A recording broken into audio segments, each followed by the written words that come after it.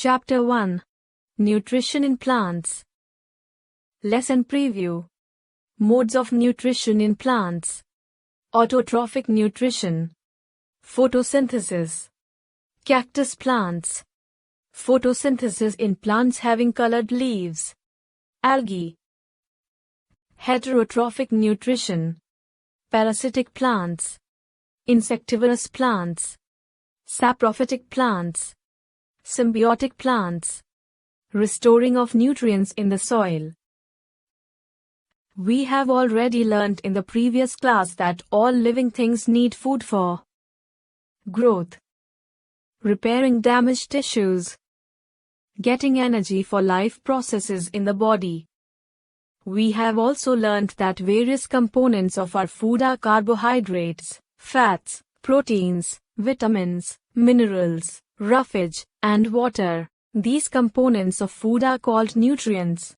They provide us with energy and help us to perform various life activities. Plants can prepare their own food, but animals and human beings cannot do so. They obtain food from plants or plant-eating animals. Thus, animals and humans directly or indirectly depend upon plants for food. Modes of nutrition in plants.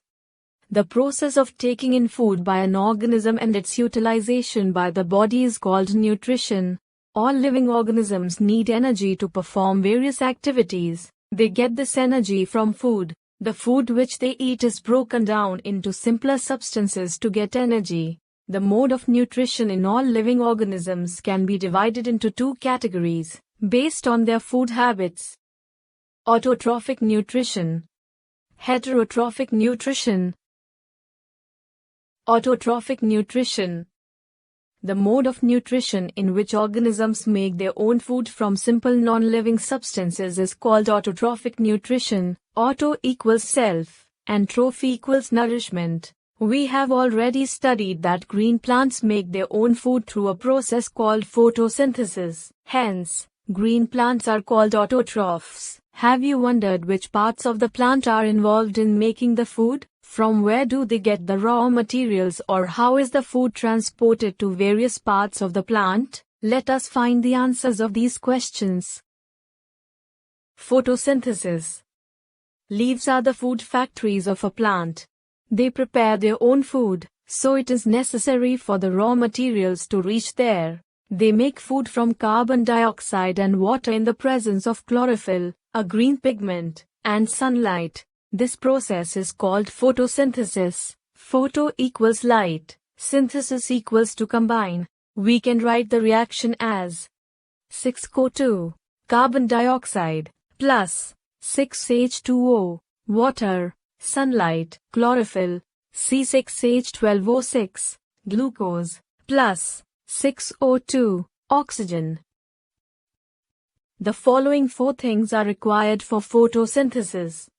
Chlorophyll. Chlorophyll is the green pigment present in the leaves. It is found in structures called chloroplasts. It helps leaves to capture energy from sunlight, which in turn is used to synthesize food from carbon dioxide and water.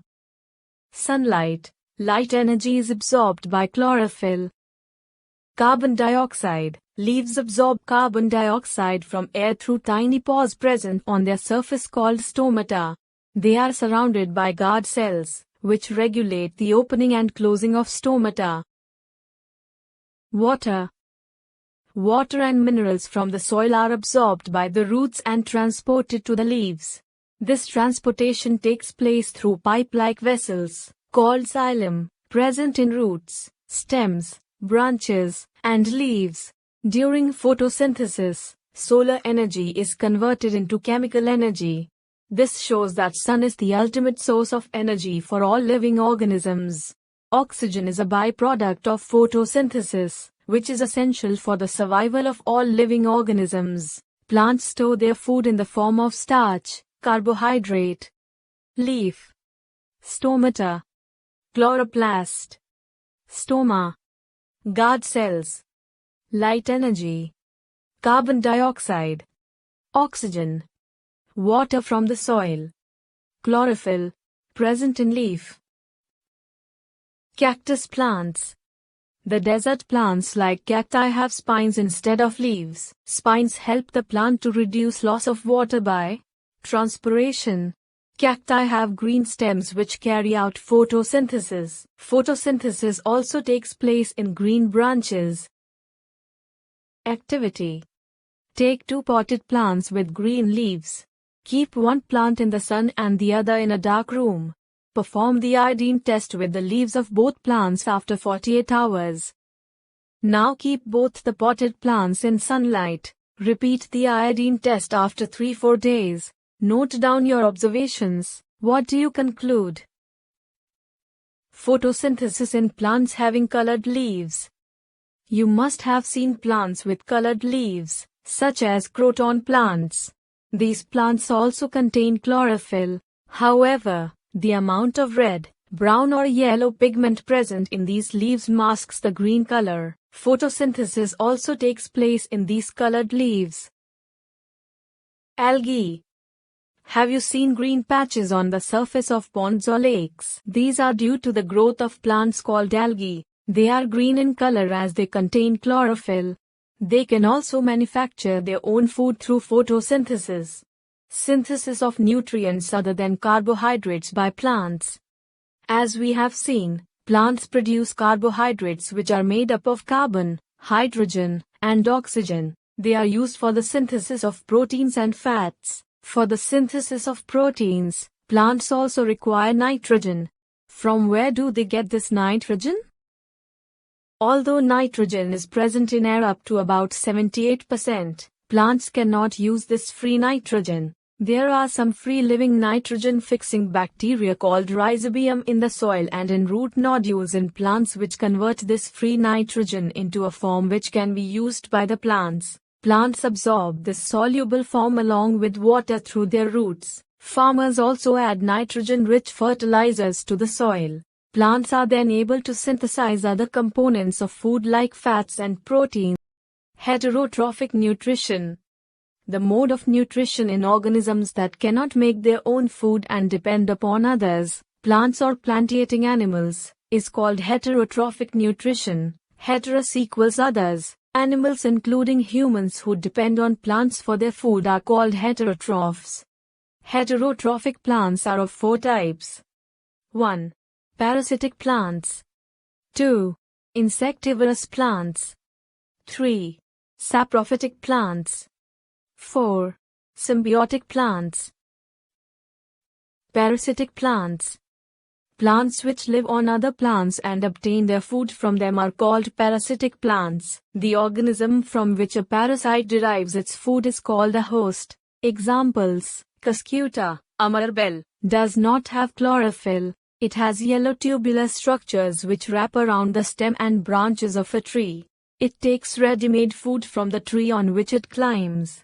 Another example is mistletoe, which has green leaves that can synthesize food. They take only water and minerals from host plants. These are called partial parasites. Insectivorous plants. There are some plants which can even eat insects. They are called insectivorous plants. These plants are usually green in color. Their leaves are modified to trap insects. Examples: pitcher plant and Venus flytrap. In pitcher plant, the leaves are modified into a pitcher-like structure with a lid. The tip of the leaf is modified to form a lid which can open and close the mouth of the pitcher. The inside of the pitcher is lined with downward pointing hairs that do not allow the trapped insect to escape. As soon as an insect enters the pitcher, the lid closes. The pitcher secretes digestive juices that digest the insect.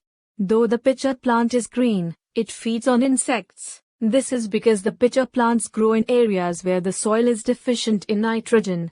The plant gets nitrogen by trapping and eating insects. Saprophytic plants. Saprophytic plants are those plants which cannot make their own food. They obtain their nutrition from dead and decaying plant and animal matter. They are non-green fungi which cannot carry out photosynthesis. Examples are different types of fungi such as mushrooms, mold, and yeast. You must have seen umbrella-like structures growing on logs of wood during the rainy season. These structures are called mushrooms. They secrete digestive juices on the dead and decaying matter and convert it into a solution. They then absorb the nutrients from it. This mode of nutrition is called saprophytic nutrition. Activity. Moisten a piece of bread with water. Keep it in a closed box at a warm place. Observe the piece of bread after 2-3 days. You will notice a white cottony growth on it. This growth is due to a fungus called bread mold, which appears as cotton-like threads if observed with a magnifying glass. In rainy season, you must have seen white patches on your unused leather shoes and bags which were left in the hot and humid weather. These white patches are also due to fungi. The spores of fungi circulate in air. When they settle on wet and warm things, they germinate and begin to grow. Symbiotic plants. Some plants live in association with other plants or fungi, and share shelter and nutrients. Both gain from each other. Such plants are called symbiotic plants, and the relationship is called symbiotic relationship or symbiosis. Example: many plants form associations with mycorrhizal fungi. These fungi live in the roots of trees. The tree provides nutrients to the fungi. The fungi in return provide certain nutrients from the soil to the tree, protection against disease and toxicity. Another example is lichen, which is a symbiotic relationship between a green alga and a non-green fungus. The alga is an autotroph and provides food to the fungus. Fungus provides shelter, water, and minerals from the soil to the alga. Restoring of nutrients in the soil. Plants get nutrition from the soil. Since they continuously grow in the soil, the amount of nutrients in the soil declines. In forests, these nutrients are replenished naturally by decaying dead plants and animals. However, on a farm, manures or fertilizers are added by the farmers to replenish the nutrients in the soil. These manures and fertilizers contain nutrients like nitrogen, potassium, phosphorus, magnesium, etc. These nutrients need to be added from time to time to maintain the fertility of the soil and for a healthy crop yield. Usually, crops require a large amount of nitrogen to make proteins. We can grow leguminous plants like gram, moong, beans, peas, etc. in the fields. Rhizobium bacterium, which lives in the roots of leguminous plants, can take in atmospheric nitrogen and convert it into a soluble form in the soil, which can be absorbed by the plants. Rhizobium cannot prepare its own food. The leguminous plants provide food to it. Thus, a symbiotic relationship exists between leguminous plants and rhizobium. In this way, the farmers do not need to add nitrogen fertilizers to the soil to restore nitrogen content where leguminous plants are grown.